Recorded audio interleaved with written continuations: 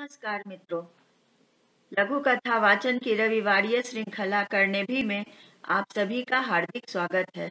मैं रीता शेखर मधु आज प्रस्तुत करने जा रही हूँ वरिष्ठ लघु कथाकार आदरणीय सतीश राज पुष्करना जी की लघु कथा। कथा वाचन से पहले मैं 2 शब्द कहना चाहती हूँ। आदरणीय पुष्करना जी लघु कथा जगत के पितामह कहे जाते हैं। आप लगभग 50 वर्षों से लघु कथा जगत में सक्रिय हैं और आपने करीब 1700 लघु कथाएं लिखी हैं। सर्वप्रथम मैं आदरणीय पुष्करना सर के प्रति आभार प्रकट करती हूँ कि उन्होंने मुझे लघु कथा वाचन की अनुमति दी। अभी हाल में ही उन्होंने जीवन के 75वें वर्ष में कदम रखा है। इसके लिए मैं उन्हें हार्दिक बधाई प्रेषित करती हूँ। तो मित्रों, अब सुनते हैं डॉक्टर सतीश राज पुष्करना जी की लघु कथा बोफोर्स कांड। किसी विद्यालय के हेडमास्टर ने स्कूल की खाता बही में पूर्व लिखित कुछ काट दिया। फिर उस काटे हुए पर कुछ अनर्गल शब्द हिंदी में लिख दिए। उन हिंदी में लिखे अनर्गल शब्दों पर फिर कुछ अनर्गल अंग्रेजी शब्दों का लेप कर दिया। उस खाता बही में पूर्व लिखित क्या था, लाख इधर उधर से उलट पलट कर देखने पर भी पढ़ पाना असंभव हो गया था।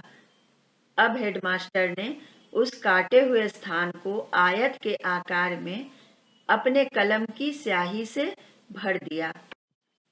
ये सब कुछ उनके एक सहयोगी ने देखा तो कहा, सर, आपने पूर्व लिखित को पहले काटा, फिर उस पर कुछ हिंदी में, तब अंग्रेजी में लिखकर उस पर कलम से खूबसूरत आयत बनाकर स्याही से भर दिया। बगैर हिंदी और अंग्रेजी में लिखे भी यदि आयत बनाकर आप स्याही से भर देते, तब भी पूर्व लिखित दिखाई नहीं देता। यदि आपको इतनी ही समझ होती तो आप मेरे सहायक नहीं होते, आप भी कहीं हेडमास्टर होते। आप किसी अन्य कागज पर अपना प्रयोग करके देख लें तो आप स्वतः ही समझ जाएंगे। सहायक शिक्षक ने अपना प्रयोग किया और वह असफल रहा, क्योंकि थोड़ा इधर उधर कागज घुमाकर देखने पर पूर्व लिखित पढ़ा जा सकता था। मन ही मन वह शिक्षक हेडमास्टर की बुद्धिमानी पर चकित था। तब हेडमास्टर ने पुनः कहा, देखिए, यदि सच्चाई को छुपाना हो तो पहले उस पर कुछ अनर्गल इधर उधर का लिखो और काटो। तब सफाई से मेरी तरह एक खूबसूरत आयत बनाकर उसमें स्याही भर दो, सच्चाई स्वतः छिप जाएगी। हाँ सर, सच्चाई छिप तो जरूर जाएगी, लेकिन आयताकार धब्बा तो रह ही जाएगा, जो सदैव देखने वालों की आंखों में चुभता रहेगा। लघु कथा यहीं पर समाप्त होती है। यह लघु कथा लीक से अलग हटकर है।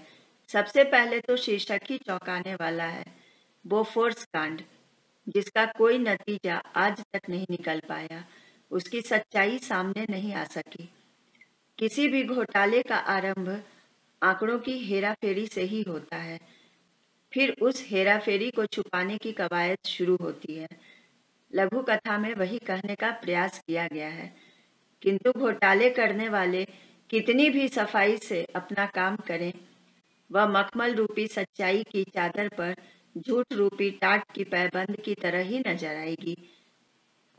कालजयी रचना के लिए आदरणीय सतीश राज पुष्करना सर को बहुत बहुत बधाई व लघु कथा पर समय देने के लिए आप सभी का आभार।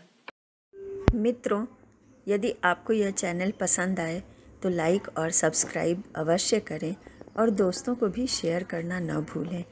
धन्यवाद।